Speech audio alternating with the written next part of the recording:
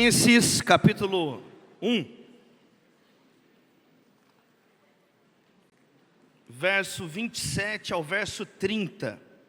Título da mensagem: o testemunho cristão no espaço público. É uma honra, uma alegria estar aqui, Onda Dura 2022. Estou acompanhado da minha esposa, da Natália, da minha filhinha Maria. Eu te amo muito, pastor Lipão, meu irmão, um príncipe do povo de Deus. Está ali o Joshua, a Larissa, pastor Wanderson querido, Tom Molinari. Como é bom estarmos em casa. Quem está sendo abençoado aí nessa conferência, amém, queridos? Estamos aqui de tarde. Fala para quem está do teu lado aí, vou te pagar uma pizza hoje. Fala aí, fala aí. Daqui a pouquinho tem o culto da noite também. Dias especiais numa conferência onde você pode fazer novas amizades. Amém, queridos? Pessoas do Brasil, do mundo todo, onde você pode louvar, onde às vezes uma frase aqui pode mudar a tua vida, uma semente lançada. Um momento onde nós nos reunimos como família, oramos, clamamos. Eu sempre saio muito abençoado dessas conferências. Quantos gostariam de estar aqui? Mas aprove ao Senhor, olha, a tua vida, amém? Então, que honra, que alegria. O tema que me passaram então é uma vida digna do Evangelho. Isso tem a ver então com um testemunho no espaço público que honra o nome de Jesus. Nós vamos ler então Filipenses 1, verso 27 ao verso 30. Diz assim, vou ler na NVI. Não importa o que aconteça, exerçam a sua cidadania de maneira digna do Evangelho de Cristo, para que assim, quer eu vá e os veja, quer apenas ouça seu respeito em minha ausência, fique eu sabendo que vocês permanecem firmes num só espírito, lutando unânimes pela fé evangélica, sem de forma alguma deixar-se intimidar por aqueles que se opõem a vocês. Para eles isso é sinal de destruição, mas para vocês de salvação, e isso da parte de Deus, pois a vocês foi dado o privilégio de não apenas crer em Cristo, mas também de sofrer por Ele, já que estão passando pelo mesmo combate que me viram enfrentar e agora ouvem que ainda enfrento. Que a palavra de Deus, ela frutifique na nossa vida, que o nosso coração seja terra boa e a semente, ela gere frutos na nossa vida, em nome de Jesus, amém. A geração Z, ela é conhecida por ser confusa, incoerente. Eu estava em Brasília e tinha uma pichação assim no muro. Eu odeio pichação. É um símbolo da geração de vocês. Eu estava ouvindo um menino que falou assim: eu sou anarquista, Davi. Aí ele falou isso de manhã. De tarde, ele falou: eu vou processar esse pessoal. Mas ou você é anarquista ou você processa. Você tem que decidir o que você é. E essa geração, ela é muito confusa. É uma geração que fala da saúde, mas que ao mesmo tempo, a mesma pessoa que está falando de ter uma vida saudável, organiza a marcha da maconha. Eu nunca vi uma pessoa que estuda o que a droga faz. Vou estudar o crack, vou estudar aqui profundamente. Depois de estudar, de analisar os dados, de analisar a farmacologia, de analisar a saúde, chegou a uma conclusão. Eu cheguei a uma conclusão inteligente: vou ser um drogado. É isso que eu concluí. Percebe? Então é uma geração muito bagunçada, uma geração particularmente confusa, longe da influência cristã. Todos nós sabemos que Agostinho de Hipona foi o último teólogo cristão numa sociedade não cristã.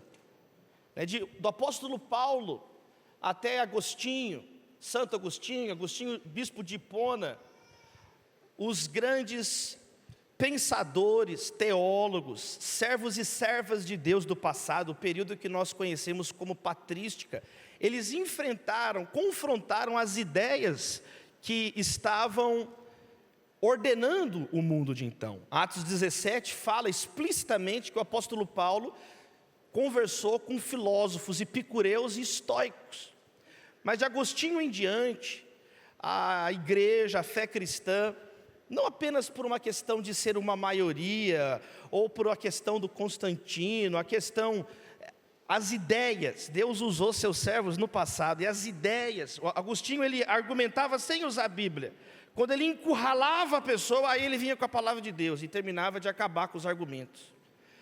Isso aconteceu, e a fé cristã se impôs como a linha de raciocínio, de pensamento que moldou diversas instituições na história. Essa situação, ela perdurou por milênios, mais de milênio, e ela começou a mudar drasticamente, aceleradamente, especialmente a partir do século XIX. Claro, sempre tiveram altos e baixos, quem está entendendo o que eu estou falando, mas a linha de pensamento era sempre cristã. Século XIX, por uma série de razões que não é o nosso objetivo aqui agora explorá-las, mas o fato é que agora o século XX, o século XXI mudou. Então, o conceito de casamento, a concepção cristã de casamento, não é mais uma unanimidade. A concepção cristã de gênero, sexualidade, de ordem social, ela não modula mais as sociedades. E qual que é o resultado disso? Uma sociedade pluralista, confusa. Então uma coisa simples, olha essa frase que simples: meu pai me deu um sorvete. Olha a confusão que uma geração Z faz para afirmar uma coisa que é simples. É um tweet isso aqui que eu vou ler. O meu pai, mas respeitando quem é órfão ou foi abandonado pelo pai, comprou, mas desculpa quem não tem dinheiro para nada, eu entendo vocês, um sorvete, mas sem a intenção de ostentar uma vida luxuosa ou caçoar de quem tem intolerância à lactose. Está repreendido, gente. Quem que aguenta um negócio desse? Mas aí vem a palavra de Deus. Quem ama a palavra de Deus? O Evangelho é um chamado a uma vida com valores, convicções, posturas, práticas, palavras, comportamentos, baseadas, vivenciadas, ensinadas por Jesus Cristo de Nazaré, conforme registrado nas Escrituras e conforme testemunhado historicamente pela igreja no curso dos séculos. Existe um caminho a viver. Jesus falou: eu sou um caminho.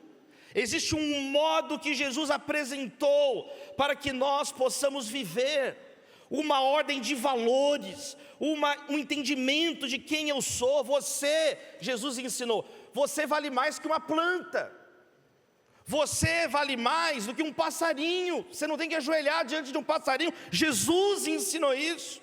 Jesus ensinou, o corpo é mais importante que a roupa, a vida é mais importante que o alimento. Quantos estão entendendo, amém, queridos?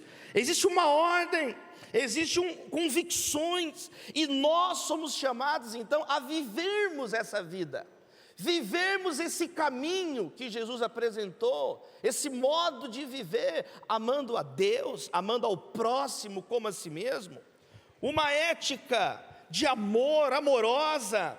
Então a Bíblia, diversas vezes no Novo Testamento, nos chama a essa vida que Jesus viveu, mostrou o caminho.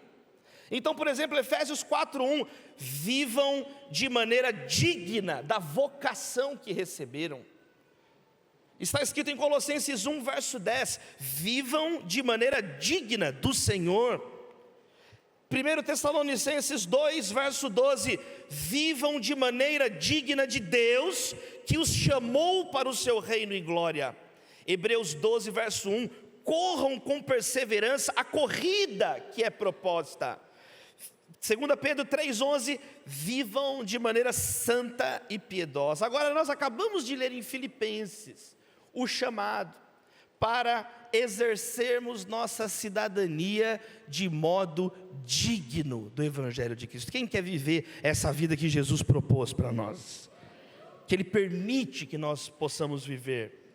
O que é interessante em Filipenses é que a exortação a viver de modo digno do Evangelho é única. O modo como é apresentado aqui nesse texto que lemos de Filipenses é peculiar, é singular, porque ele diz: exerçam sua cidadania de modo digno do Evangelho de Cristo. E é isso que nós vamos estudar agora, amém? Quem gosta de estudar a palavra de Deus? É isso que nós vamos estudar agora, e de cara, olha que interessante, a primeira palavra que aparece aqui na NVI, está escrito: não importa o que aconteça. É a palavra grega monon. Monon é só uma palavra, que significa simplesmente, prioritariamente, unicamente, monon, acima de tudo. Tipo, apenas façam isso. A NVI traduziu: gente, olha, não importa o que aconteça, exerçam sua cidadania de modo digno do Evangelho. Axios tou evangelho tou Christos politeuste. É o que está escrito em grego. É interessante porque é a primeira orientação prática que Paulo dá em Filipenses.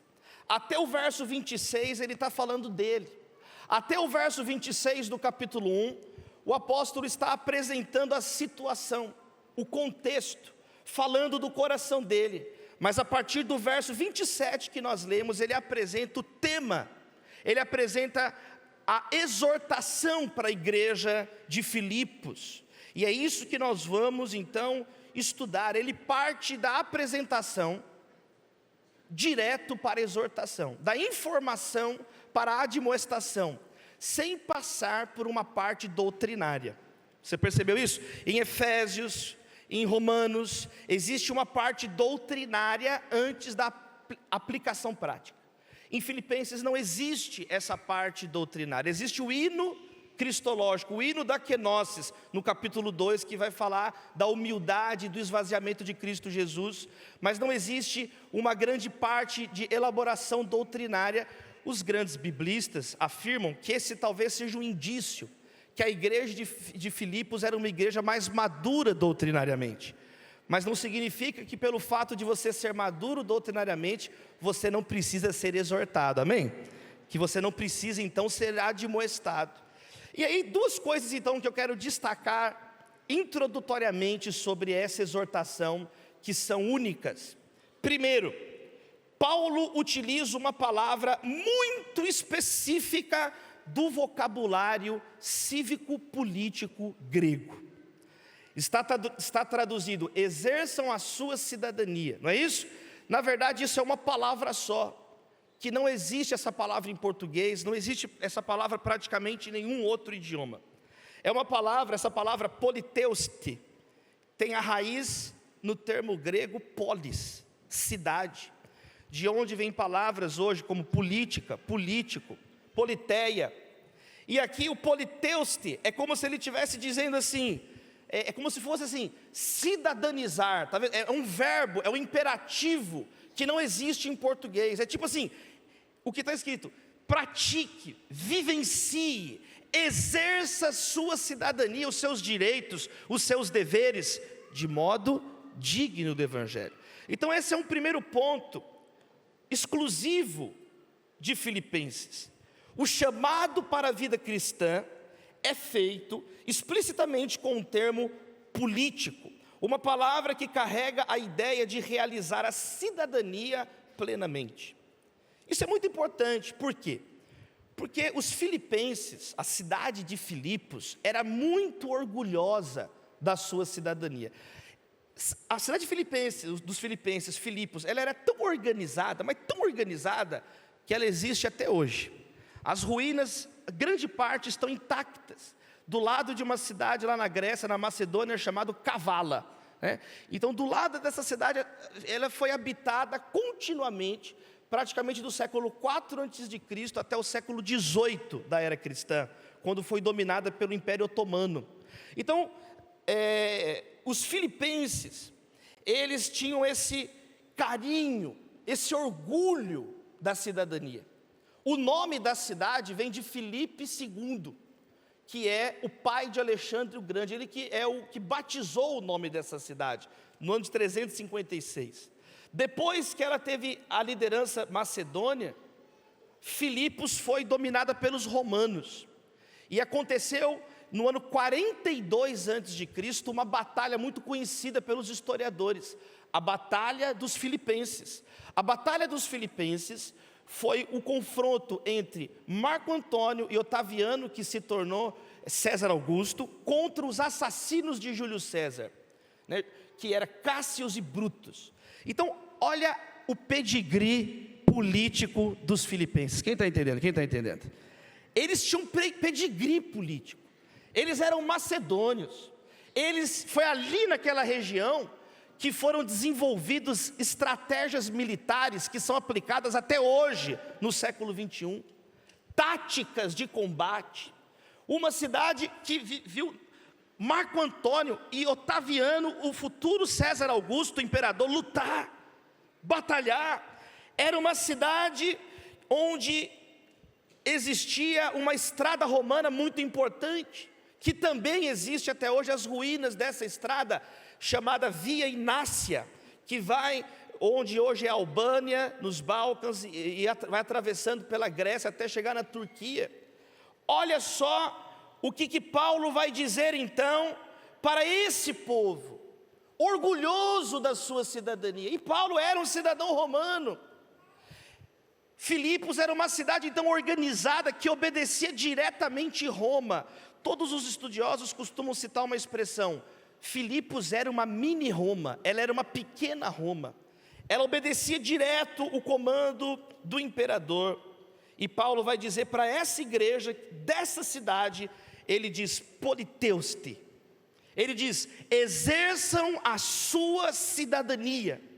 Ele vai comparar a vida cristã com um cidadão exemplar. Quantos estão entendendo? Amém, queridos? Ele vai comparar a espiritualidade, a nossa caminhada diária, com uma cidadania plena. Então esse é o primeiro diferencial desse texto. E um segundo diferencial é que a cidadania não era simplesmente a cidadania pela cidadania, mas Paulo vai dizer, vocês têm que exercer a cidadania de vocês à altura do Evangelho de Jesus. Era mais do que a cidadania terrena, era um comportamento compatível com a grandeza do Evangelho. Já viu time de futebol? Esse jogador não honrou a camisa, já viu isso? Esse jogador não está à altura do time, ele é um perna de pau. Esse jogador tem que jogar em times pequenos que não tem mundial, como o Palmeiras, por exemplo. Quem já viu na política, quando alguém fala assim, fulano de tal não está à altura do cargo, já viu isso? Ele tem muita influência, mas ele não tem habilidade para lidar com tamanha responsabilidade. Isso é dito também no cinema, né? Não, tal ator não está à altura do estúdio, e assim por diante. É um modo de dizer que até os dias de hoje a gente conversa, ou uma pessoa que não tem a maturidade compatível com a idade dela, não é assim? Ah, fulano é um infantiloide, quer dizer, ele não amadureceu, ele é um bobo alegre velho. Então, Paulo está dizendo, vocês, filipenses, precisam exercer a cidadania congruentemente, consistentemente, dignamente, à altura, não de um time de futebol, não de um cargo político, empresarial, mas à altura de Jesus, à altura do Evangelho de Cristo. Meus irmãos, o conteúdo do Evangelho é Cristo. Paulo já está falando de Cristo muito no capítulo 1. Ele diz no verso 1, Cristo Jesus, de quem ele e Timóteo são escravos. Cristo Jesus, em quem os filipenses estão. No verso 2, Cristo Jesus, que é o Senhor. Ainda no verso 2, Cristo Jesus, que dá graça e paz junto com Deus nosso Pai. Cristo Jesus, que começa e termina a boa obra, e que se manifesta no seu dia, no verso 6, Cristo Jesus, em quem Paulo tem afeições pelos filipenses, no verso 8, Cristo Jesus, que vai manifestar o dia do juízo, que exige pureza, no verso 10, Cristo Jesus, que gera na minha e na sua vida o fruto da justiça, Cristo Jesus, no verso 13, por quem Paulo está preso, Cristo Jesus, que motiva a igreja na tribulação, que é Senhor da igreja, no verso 14, Cristo Jesus, que pode ser pregado por inveja, por rivalidade, por ambição egoísta, no verso 15 e 17, mas Cristo Jesus, que pode ser pregado de boa vontade, com sinceridade, motivos verdadeiros, no verso 15 e no verso 18, Cristo Jesus, que auxilia a igreja através do Espírito Santo, no verso 19, Cristo Jesus, que é engrandecido no nosso corpo, quer pela vida, quer pela morte, no verso 20, Cristo Jesus, que é o viver de Paulo, no verso 21, Cristo Jesus, que está presente em nós, além da nossa morte, no verso 23, Cristo Jesus, em quem os filipenses poderiam exultar, no verso 26 e no verso 27, nesse Cristo, vivam de modo digno, exerçam a sua cidadania de modo digno do Evangelho de Cristo, diante de quem todo joelho se dobrará no céu, na terra e debaixo da terra, e toda língua confessará que Ele é Senhor. Esse é o Cristo, esse Jesus, e Ele vai estabelecer então três deveres que os cristãos filipenses, e ainda hoje, devemos cumprir no nosso testemunho público. Como podemos viver uma vida digna do Evangelho? Como podemos viver então essa vida à altura, compatível? Quem quer viver essa vida em nome de Jesus? Eu quero. Como que nós podemos? E Paulo então vai mostrar três deveres. Um baseado na imagem e na metáfora do cidadão. O segundo baseado na metáfora do soldado. E o terceiro baseado na metáfora do atleta. Três deveres, cada um baseado em uma metáfora. Primeiro dever: a igreja deve honrar Cristo no comportamento em público. É a imagem do cidadão. Primeiro dever para mim e para a sua vida. Quando nós recebemos o Evangelho, meus amados irmãos, a nossa vida é transformada. A mensagem do Evangelho faz surgir um novo tipo de ser humano. Quando nós temos Jesus na nossa vida, nós temos novos interesses, nós temos um novo senso de segurança, nós temos novos padrões de vida, nós temos novos objetivos, nós temos uma nova força para enfrentarmos os nossos problemas. Quando o Evangelho está em nós, o nosso caráter é moldado, e o nosso comportamento vai ser transformado. Não é mera isenção do inferno. Ser um cristão é muito mais do que não estar no inferno, é Jesus tirar o inferno de dentro de nós. É uma atitude propositiva, ativa. Testemunhar não é algo que nós fazemos, é algo que nós somos em Cristo Jesus. Isso então significa que cada área da nossa vida pública tem que resplandecer esse Evangelho. Isso implica, por exemplo, na nossa civilidade básica. Isso implica, por exemplo, em comportar-se adequadamente em cada situação. Ou você acha que o teu comportamento no trabalho, numa mesa, numa reunião, não demonstra quem é o seu Senhor? Que Paulo está dizendo, exerçam a sua cidadania. Isso tem uma implicação. Toda vez que vocês estiverem em público, vocês têm que viver em público, na frente de outras pessoas, à altura do Evangelho de Jesus. Isso mostra o seu respeito por você, pelo outro, mas acima de tudo, o Deus a quem você serve.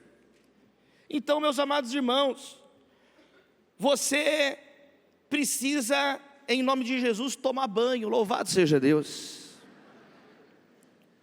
O asseio corporal, Paulo está dizendo isso. Quando você toma banho, é uma bênção para a humanidade, para você, para a raça humana, para a civilização, e é para a glória de Deus. Tinha um menino que o apelido dele era 200, porque 200 em algarismo romano era CC, é verdade isso. Os meninos apelidaram o menino de 200, é verdade, não é piada. E aí ele nunca soube por que o apelido dele era 200, até hoje ele não sabe. Eu não vou falar quem foi que apelidou. Não fui eu.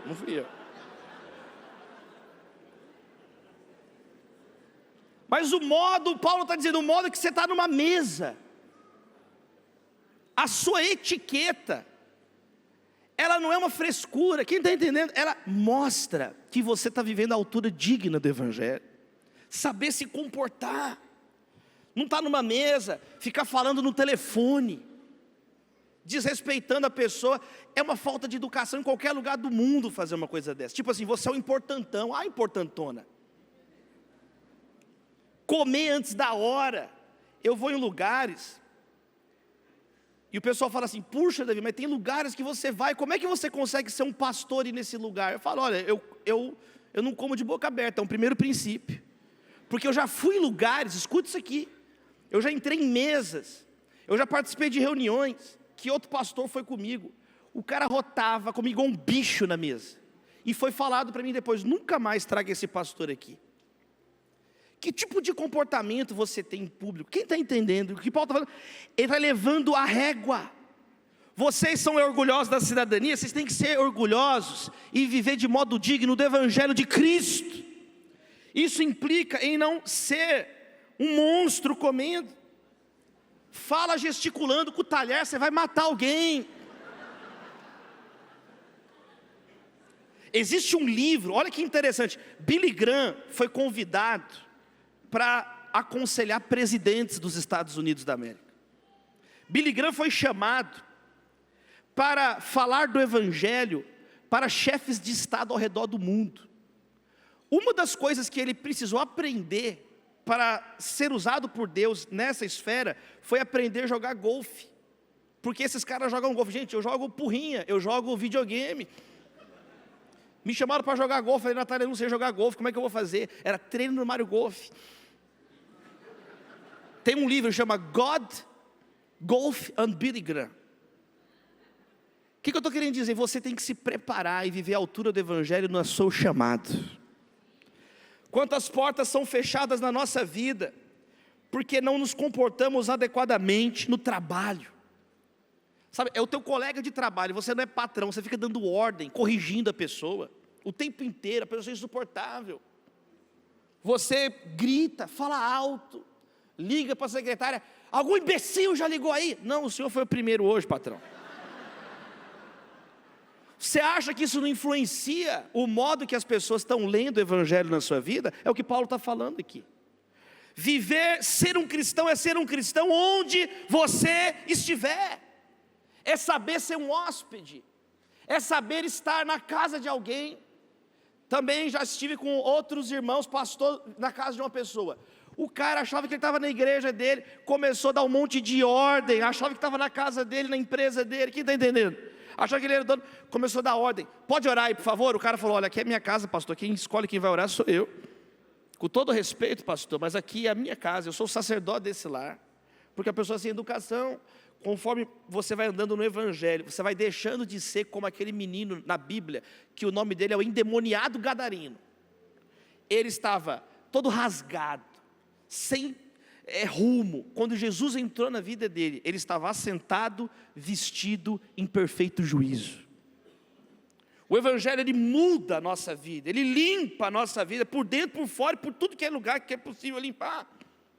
Você educado no falar, não é ser erudito, não é ser chato, mas é ser gentil, amém, queridos? É ser gentil. Há inúmeros exemplos bíblicos. Provérbios é um livro bíblico só sobre isso. Olha o ministério de Jesus, as pessoas olhavam para Jesus e diziam assim, olha como ele faz tudo muito bem. Ele faz o surdo ouvir, ele faz o mudo falar, ele cumprimenta as crianças. Tinha uma senhora que ouviu Jesus falar, ela ficou tão apaixonada por Jesus, ela falou assim, eu queria ter um filho igual ele era um filho exemplar. Ele falou assim, bendito o peito que te amamentou, Jesus. Jesus falou, fica quieta minha senhora, estou pregando. Mas ela pegou e começou a falar assim: gente, eu queria ser mãe desse menino, olha como Jesus é. E aí chega os cristãos hoje, um bando de gente mal educada, um bando de gente que grita, que não escova o dente, que não toma banho, que come igual o bicho. Você acha que isso não tem a ver com o evangelho? Você está errado, está precisando estudar a palavra. Exerçam sua cidadania, significa o teu comportamento público, demonstrando respeito pelas pessoas, obedecendo o protocolo do lugar com amor. Amém, queridos? Chegou o ponto que isso tem que ser falado de púlpito. Tamanho descaso, tamanho relaxo, tamanha preguiça da galera. Então, meus amados irmãos, agora vai além de civilidade básica. Tem a ver aqui também com a virtude cívica. Virtude cívica é diferente de civilidade, é a participação política. É você ser interessado pelo bem comum. É você ser um bom vizinho, estar em dia com os seus tributos, não sonegar imposto, mas estar em dia com as suas responsabilidades como cidadão. Implicações contemporâneas hoje é ser um bom eleitor, é ser um bom motorista, é respeitar a faixa de pedestre, é ser um bom usuário dos bens públicos. Amém, queridos irmãos? É isso que Paulo está falando. Exerçam sua cidadania, tem a ver com cidadania, com ser uma pessoa que não quer implodir o Brasil, não ser um franco atirador, uma pessoa inconsequente, ignorante, cheia de teoria da conspiração, cheio de asneira. Que vergonha, que cafona que você é, pelo amor de Deus. Você começa a falar, dá vergonha. Você diminui o QI da rua inteira, pelo amor de Deus. Cala a boca. Deixa eu tomar uma água aqui.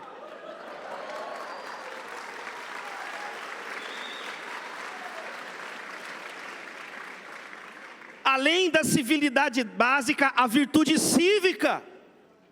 Ser um bom cidadão brasileiro, ser uma boa cidadã brasileira. A vida cristã é incompatível, tanto com a divinização da política, como a demonização da política. A política é uma ferramenta igual a esse copo, que pode e deve ser usada para a glória de Deus. Agora, quando você demoniza ou diviniza a política, você cai em extremos, em pecados de acordo com a Bíblia. Quando você vira um anarquista cínico, quando você se torna um fanático totalitário, que quer exterminar e matar o outro que pensa diferente de você, você é um ignorante, você não é um cristão, o evangelho não mudou a tua vida, você não está à altura do evangelho de Jesus. Quando você vira extremista, cai nas heresias do dominionismo. De onde que o povo tira isso?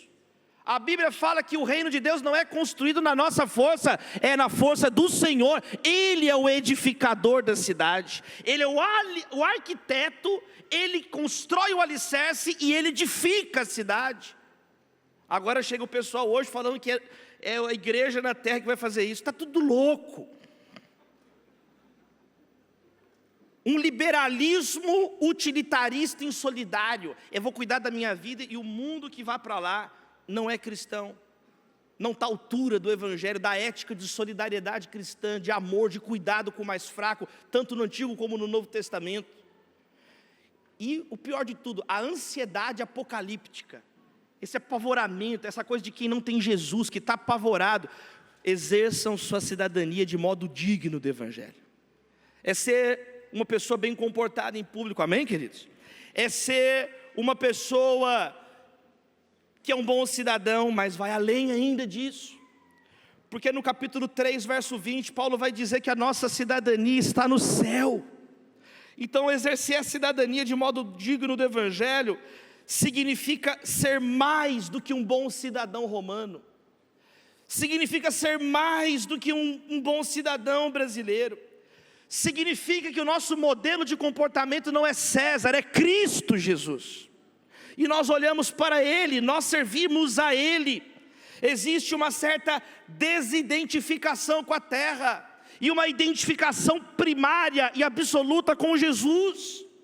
O cristão tem uma cidadania primária no céu, e as outras cidadanias são secundárias terrenas. Os títulos de Paulo, como nós vamos estudar à noite, eram todos esterco perto de ser um cristão. perto de conhecer a Jesus. Então, meus amados irmãos, antes de você ser qualquer coisa, pedestre, motorista, São Paulino, qualquer coisa, chocólatra, vai falando aí, fã da Marvel, Sonserina, antes de tudo isso daí, antes de você ser Jedi, vai falando, antes de você ser soldado, militar, grego, troiano, argentino, que Deus tem misericórdia, antes de você, corintiano, antes de você foi amado e desejado por Deus desde a eternidade, você foi lavado e remido no sangue do Cordeiro Jesus. É isso que Paulo está falando. E nós então devemos mostrar na nossa cidadania terrena a procedência espiritual. Somente se a polis ordenar o pecado, aí muda a nossa atitude. Se as organizações da terra ordenarem o pecado, aí muda o nosso dever. O nosso dever primário é com Deus. Importa obedecer a Deus e não a homens. É o que Pedro diz quando sai do Sinédrio com João. O Sinédrio disse: Pedro, não pregue o evangelho. Mas Jesus falou: vai, pregue o evangelho a toda criatura. Aí olha só, a autoridade do Sinédrio da terra estava indo contra o que Jesus tinha ordenado. E aí ele fala: importa obedecer a Deus e não a homens. E aí a desobediência civil se torna a regra. Mas essa é a exceção, quantos estão entendendo? Amém, queridos? Somente se chegar nesse ponto. O que está dizendo aqui é que o cristão, ele trabalha pelo bem comum. Ou seja, meus irmãos, esse é o primeiro dever. Como que eu vivo uma vida digna do evangelho? Primeiro, a metáfora do cidadão, honrando o evangelho no meu comportamento público. Quem recebe essa palavra? Onde você estiver, você vai ser um cristão verdadeiro. Amém, queridos? Onde você estiver, na rua, na chuva, na fazenda, numa casinha de sapê. Ah, eu mudei de país, continua crente. Ah, eu mudei de cidade, continua crente.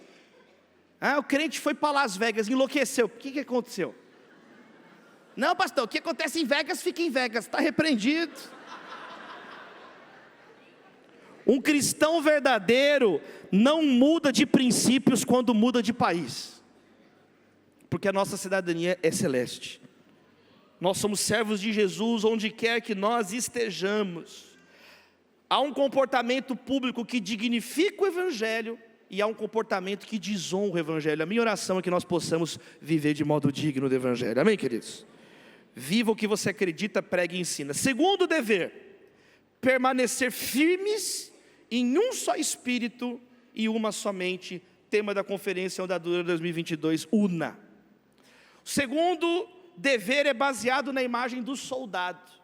Está aqui quando ele diz então, no meio do verso 27, a segunda parte, ele diz: olha, então quer eu vá, quer eu veja ou não, olha, fique eu sabendo que vocês permaneceram firmes, em um só espírito, firmes, e uma só mente.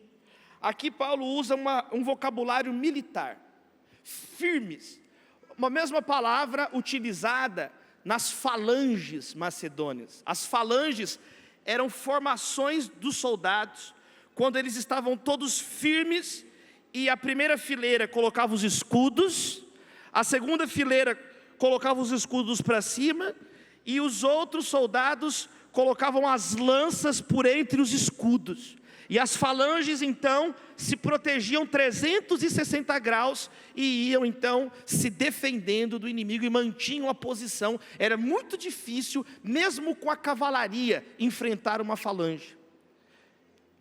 As falanges que atingiram seu ápice na Macedônia, a região da cidade de Filipos. O apóstolo Paulo, obviamente inspirado pelo Espírito Santo, com a cultura que ele trabalhou, ele diz: olha, fiquem firmes, como uma falange. Quem está entendendo? Fiquem firmes, unânimes, um espírito, uma só mente. Fiquem firmes, é o que o apóstolo Paulo coloca. O que isso mostra? Que dever é esse? É nós entendermos que nós não estamos sozinhos, que o nosso testemunho público, ele nunca é individual, ele é sempre necessariamente coletivo, comunitário. É uma luta pessoal, mas é uma luta coletiva. A igreja não é um exército de um homem só, não é o Rambo. Você não pode então viver na contemplação do teu próprio umbigo. Você não pode ser essa pessoa egoísta, vaidosa, orgulhosa, que acha que é o cara da igreja, que testemunha sozinho. Não, viver de modo digno do evangelho é estar unido no corpo de Cristo, é ficar firme com os irmãos, é não abandonar o barco, é não ser um covarde, é não ser uma pessoa que se identifica mais com os de fora do que com os de dentro do corpo de Cristo. Um covarde. É fácil falar mal da igreja, difícil é ser igreja, difícil é se identificar com o corpo de Cristo. O cabeça da igreja é Cristo, e Ele edifica a igreja dele. E Paulo está dizendo aqui: vocês querem viver de modo digno de Jesus? Olha, se comportem decentemente em público, em todos os sentidos, mostrando a cidadania celeste. Segundo lugar, fiquem firmes, com um espírito, com uma mente, sabe, sejam solidários. Vocês não podem ser essas pessoas que vivem falando mal umas das outras, não, pelo contrário, no lugar da acusação mútua, que haja intercessão mútua. Sabe, o cristão é alguém resolvido consigo e com o próximo. O cristão não é uma pessoa problemática, atormentada, que não sabe o que quer, que não sabe se ele é um ser humano ou uma couve, que não sabe se ele foi abduzido ou se nasceu de um ovo. O cristão é alguém resolvido com Deus, com si, com o outro, com a igreja. Não é alguém então que vive dando trabalho, lutando um com o outro, xingando um outro. Não, o cristão é alguém generoso, é alguém que perdoa. Sabe, o orgulho, ele alimenta a lembrança da ofensa. A humildade perdoa, libera, segue em frente. Perdoar é um ato também de humildade, é uma espiritualidade enraizada no evangelho, onde você não liga mais tanto para você mesmo. Quem está entendendo? Teus olhos estão em Cristo Jesus. Sabe, gente, eu conheço as entranhas eclesiásticas, eu conheço a igreja de um jeito que poucas pessoas conhecem a igreja brasileira. Meu telefone só hoje tocou 3 vezes, com pesquisadores sobre a igreja evangélica, perguntando coisa para mim. Eu não aguento mais responder pergunta. Fuxico Gospel, eu falei, eu não quero saber. Perguntaram o que eu achava do Fuxico Gospel. Eu falei, gente, porque eu venho de uma família, já falei 1000 vezes aqui, de pastores, gente. É crente para todo lado. Pai pastor, vô pastor, tio pastor, o cachorro pastor belga, o outro pastor alemão. Eu sei que a igreja é muitas vezes um lugar difícil, mas nós temos que ouvir o que a palavra de Deus está dizendo. Fiquem firmes. Jesus, quando orou em João 17, na oração sacerdotal, Jesus não pediu templos, Ele pediu unidade para a igreja. Ele não pediu, Senhor, que no futuro eles tenham assessoria de imprensa. Ele não pediu isso. Senhor, abençoa, Senhor, a igreja, o design da igreja e as calças rasgadas deles. Jesus não fez essa oração. Jesus abençoe, Senhor, os métodos de células. Ele nunca falou células. Agora sabe o que ele falou? Gente, quem está entendendo o que eu estou tentando dizer? Ele falou, Senhor, que haja unidade no corpo, para que o mundo saiba que Tu me enviaste. Ele pediu unidade. Você só vai viver de modo digno do evangelho quando você entender que nós somos um em Cristo Jesus, e que devemos nos perdoar. Existe uma mentira que diz assim: Deus por todos e cada um por si. É mentira. É igual aos 3 mosqueteiros, é um por todos e todos por um, meus irmãos, e uns pelos outros. Sabe por quê? Porque em Atos capítulo 4, 32 fala que da multidão dos que criam, um era o coração, um era o alvo, um era o espírito. É uma mentira dizer que uma multidão tem que ser necessariamente desunida. Isso é mentira, amém, queridos? Nós podemos caminhar em amor, em unidade. Sabe, você está aqui hoje porque alguém foi usado por Deus para você conhecer Jesus. Teu pai, tua mãe, um evangelista, alguém na rua. Quem teve um encontro com Jesus? Quem teve um encontro? Você se esqueceu desse encontro? Se você está aqui hoje é porque Deus usou a vida de alguém, do pastor Lipão, da pastora Larissa, usou a vida de um vizinho, usou a vida de alguém que um dia te entregou um panfleto, usou a vida de outra pessoa que te entregou uma Bíblia, usou a vida de uma pessoa, de uma igreja inteira que ajoelhou e orou por você e você nem sabe. Então o segundo dever, uma imagem que vem dos soldados. Qual que é o segundo dever? Permanecer firmes, unânimes, com um espírito e uma mente. E aí chega o terceiro dever e último dever: lutar unânimes pela fé evangélica. E aqui é uma metáfora do atletismo. Ele usa uma palavra sunatletes, de onde vem atleta e atletismo. Ele vai dizer que a igreja não fica apenas na defensiva, mas ela ataca como uma equipe esportiva ataca outra. Aqui é uma palavra genérica para atleta. Pode ser uma corrida de revezamento, pode ser uma luta de gladiadores, pode ser uma equipe enfrentando outra em uma batalha. Mas o que está dizendo é que é necessário haver então uma coordenação entre nós, amém, queridos? A igreja não é um amontoado aleatório de gente.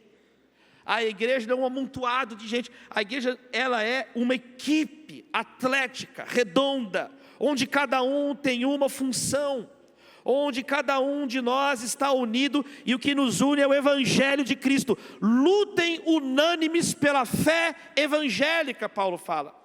Quem quer viver uma vida digna do Evangelho? Olha, se comporte como um bom cidadão em público no seu testemunho. Fique unidos como soldados unânimes. E sabem, lutem pela fé. Sejam uma equipe que funciona. Sejam uma equipe onde cada um desempenha a sua função. Eu completei esse ano 21 anos de púlpito pregando a palavra de Deus, em maio. 21 anos pregando. 16 anos de ordenação ministerial.